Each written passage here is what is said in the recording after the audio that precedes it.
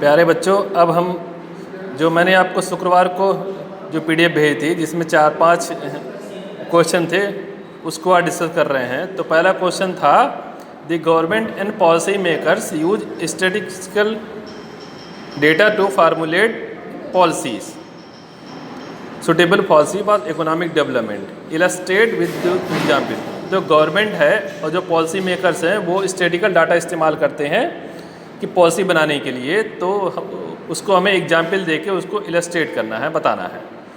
तो इसका आंसर क्या है? The statistical data is for prime importance for the government. तो स्टैटिस्टिकल डेटा है वो गवर्नमेंट के लिए बहुत ज़रूरी है।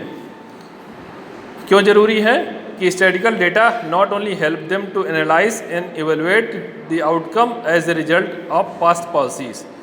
जो उन्होंने पॉलिसी पहले बना रखी है पिछले सालों में, तो उसका क्या रिजल्ट आया, तो उसके बारे में उसका रिजल्ट अच्छा आया या बुरा आया, उसके बारे में ये जो स्टैटिस्टिकल डेटा है वो काफ़ी हेल्प करते हैं। But also assist them to take corrective measures. और अगर पॉलिसी में कुछ खराबी है तो उसको सही करने के लिए स्टैटिस्टिकल डेटा का हेल्प होता है।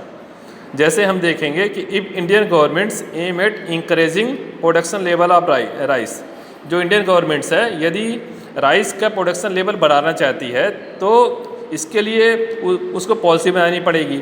और पॉलिसी बनाने के लिए वो देखेगी कि पिछले 3-4 सालों में उसने कुछ पॉलिसी बनाई होंगी, तो उस पॉलिसी से उनका राइस का प्रोडक्शन लेवल बढ़ा कि नहीं, उसी के बेस पे वो आगे आने वाले टाइम के लिए पॉलिसी बनाएंगी। तो ये सब कैसे होगा? जब वो इस पुराने स्टैटिस्टिकल डेटा का इस्तेमाल करेंगी। Second, if Indian governments aim to increase the standard of primary education, यदि जो भारतीय गवर्नमेंट है वो प्राइमरी एजुकेशन को स्टैंडर्ड को बढ़ाना चाहती है, तो वो देखेगी कि जो पिछले जो प्राइमरी एजुकेशन में जो खर्च हुआ, जो पॉलिसीज़ बनी, उसमें प्राइमरी एजुकेशन को फ़ायदा मिला या नुकसान हुआ। अगर नुकसान हुआ तो उसको वो और पॉलिसी करेक्ट करके और उसकी मदद से वो पॉलिसी में करेक्शन करेगी और या नई पॉलिसी बनाएंगे जिससे प्राइमरी एजुकेशन को बढ़ावा मिले। तो ये 2 एग्जाम्पल हैं जिसकी मदद से पॉलिसी मेकर्स और गवर्नमेंट डिफरेंट तरीके की पॉलिसी बनाती हैं। और सेकंड क्वेश्चन था कि you have unlimited wants and limited resources to satisfy them, explain by giving 2 example. हम लोगों की अनलिमिटेड वांट है और लेकिन हमारे पास क्या है? रिसोर्स हैं, लिमिटेड है, तो उनको सेटिस्फाई करने के लिए तो इसके बारे में एग्जाम्पल देके इसको एक्सप्लेन करना है। तो इसका आंसर क्या है? Every economy faces the problem of scarcity. Her economy को, चाहे वो भारत देश हो या अमेरिका या कोई भी कंट्री हो, उनके क्या प्रॉब्लम फेस करती है? Scarcity of resources, money resources का अभाव रहता है। कोई भी इकोनॉमी ये नहीं कर सकती कि उनके पास अनलिमिटेड रिसोर्सेज हैं।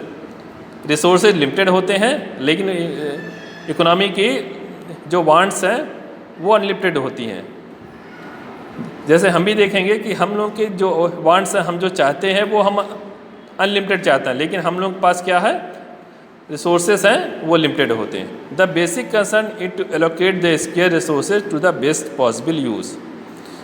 गवर्नमेंट का या हर किसी का प्राइमरी कंसर्न क्या होता है कि जो उसके पास रिसोर्सेज हैं, रिसोर्सेज जो स्केयर हैं उसको बेस्ट पॉसिबल वे में इस्तेमाल करे कि उसकी अधिकतम जो वांट्स हैं वो उसको सेटिस्फाई हो सके। इसका एग्जाम्पल क्या है? India is facing threat from the near by country like Pakistan, China, Nepal etcetera. जो भारत देश है उसके चारों तरफ जो उसके पड़ोसी देश हैं जैसे पाकिस्तान, चाइना, नेपाल, तो इन सब से उसको हमेशा परेशानी होती रहती है, उसको थ्रेट होती रहती है कि वहाँ से आतंकवादी आ रहे हैं, कुछ भी आ रहे हैं। तो गवर्नमेंट क्या सोचती है? उनको एक तो ये प्रॉब्लम है, दूसरी प्रॉब्लम उसी समय क्या हो जाती है? As well as because of corona problem. इस समय कोरोना प्रॉब्लम चल रही, उससे गवर्नमेंट को क्या चाहती है कि वो जो गरीब है, जो BPL कार्ड है ये सब के हैं, तो राशन कार्ड के माध्यम से उनको राशन दे। तो अब 2 चीज़ें हैं गवर्नमेंट के पास, लेकिन पैसा क्या है, लिमिटेड है, तो या तो वो राफेल विमान खरीदे उनसे फाइट करने के लिए, या फिर गरीबों को राशन दे। तो गवर्नमेंट जो रिसोर्सेस हैं उनको दोनों जगह इस्तेमाल करती है, और जिससे कि अभी सबसे पहले क्या करती है गवर्नमेंट ने राफेल विमान भी खरीदा रसिया से, और एज वेल एज गरीबों को राशन भी बांटा 2-2 बार, जिससे कि उसकी कंट्री की भी प्रॉब्लम सॉल्व हो, प्लस जो आसपास से थ्रेट आ रही है वो भी हल हो। और दूसरा एग्जाम्पल हम देखते हैं कि as individual level when a given amount of money से ₹15,000 one can not buy TV, sofa sets and as well as वो, तो अगर किसी की इनकम 15,000 है तो वो हर चीज़ नहीं खरीद सकता, टीवी भी अच्छा हो, LED सोफा सेट हर चीज़ हो, तो एट ए टाइम वो हर चीज़ नहीं कर सकता। तो वो डिसाइड करता है कि हम अभी प्राइमरी में क्या है उसकी वांट को वो प्रायोरिटी सेट करता है, उसी हिसाब से वो उस प्रायोरिटी को पूरा करता है। अब तीसरा क्वेश्चन क्या था कि how will you choose the wants to be satisfied, हम कैसे चूज करें कि कौन सी वांट पहले सेटिस्फाइड हो। तो सबसे पहले हम क्या करते हैं, an individual fulfil her wants according to her needs.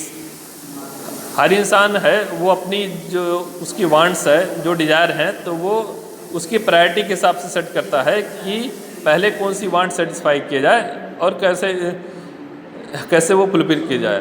तो those wants will be fulfilled first that provide the highest satisfaction to the individual level. वो पहले वो इच्छाएं पूरी करता है जो उसको हाईएस्ट लेवल सेटिस्फेक्शन देती हैं, उसके बाद वो धीमे धीमे अपनी प्रायोरिटी के हिसाब से दूसरी वांट्स की तरफ बढ़ता जाता है।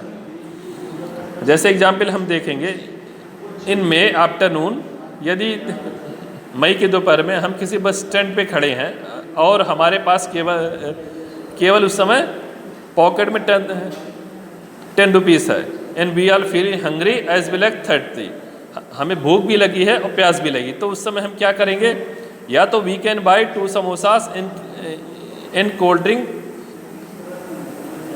And drink for free water, या तो हम 2 समोसा ले लें जो 5 रुपए का एक समोसा आता और पास में पानी पी लें, या फिर हम चाय पी लें और एक समोसा खा लेते। तो इस तरह से हमें जो भी सेटिस्फाई करता है, जो भी वांट्स हमें सेटिस्फाई करती है, उस वांट्स को हम पहले पूरा करेंगे। तो इस केस में क्या होगा, we will buy 2 samosa and drink free water, हम वहाँ क्या करेंगे, हम 2 समोसा लेंगे और पानी पिएंगे, जिससे कि हमारी ये सेटिस्फेक्शन ये ज़्यादा पूरा करेगा ज़्यादा देन एक कप चाय पीने से, because samosas and water give more satisfaction.